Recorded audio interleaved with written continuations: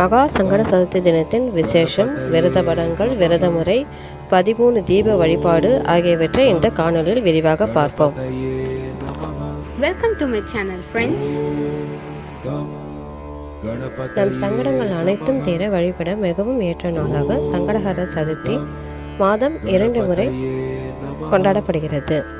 சங்கடம் என்றால் துன்பம், ஹர என்றால் அறுப்பவன், சதுர்த்தி என்றால் அமாவாசைக்கும் பௌர்ணமிக்கும் பின்னர் வரும் 4வது திதி என்று பொருள். சதுரம் என்றாலே 4வது திதியை தான் நாம் சங்கடஹர சதுர்த்தியாக கொண்டாடுகிறோம். இந்த 2 சதுர்த்திகள் வந்தாலும் விநாயகர் சதுர்த்திக்கு முன்னர் வரும் தேய்பிறை சதுர்த்தி மகா சங்கட சதுர்த்தியாக கொண்டாடப்படுகின்றது.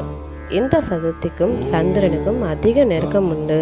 இந்த நாளில் சந்திரனுக்கு ஏற்பட்ட சங்கடத்தை நீக்கியதாக புராண கதைகள் கூறுகின்றன. வழிபாட்டு பலன்கள்.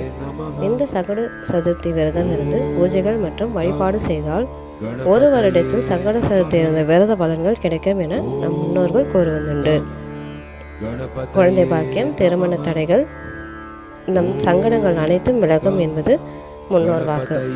வழிபடும் முறை. காலை எழுந்ததும் வீட்டை சுத்தம் செய்து குளித்துவிட்டு பூஜை அறையை சுத்தம் செய்து விளக்கை ஏற்றி வழிபட வேண்டும். முடிந்தால் அருகில் இருக்கும் விநாயகர் கோயிலுக்கு சென்று விநாயகரை வணங்கி 11 முறை வலம் வர வேண்டும். விநாயகருக்கு அருகம்புல் அல்லது எருக்கம் கொண்டு அர்ச்சனை செய்யலாம். நைவேத்தியமாக பால், கற்கண்டு, உலர்ந்த திராட்சை, விநாயகருக்கு பிடித்த சுண்டல், கொழுக்கட்டை இதில் ஏதேனும் செய்து நைவேத்தியம் செய்து வழிபடலாம்.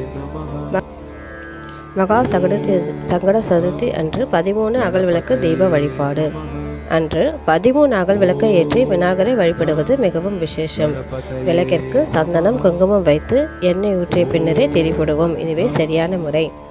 நல்லெண்ணெய் தீபம், நெய் தீபம் அல்லது விநாயகருக்கு உகந்த தேங்காய் எண்ணெய் தீபமும் ஏற்றலாம். மண் அகல் விளக்கு உபயோகிப்பது மிகவும் நல்லது. அடுத்த சங்கட சதுர்த்தி நாளில் 12, அடுத்த சங்கட சதுர்த்தி நாளில் 11 என ஒவ்வொன்றாக குறைத்து வர நம் சங்கடங்கள் ஒவ்வொன்றாக குறையும் என்பது ஐதீகம். அதே மண் அகல் விளக்கை ஒவ்வொரு மாதமும் உபயோகிக்கலாம். விளக்கை ஏற்றும் போது உங்களுக்குள்ள சங்கடங்களை இறைவனிடம் கூறி வேண்டிக் கொண்டே ஏற்றலாம்.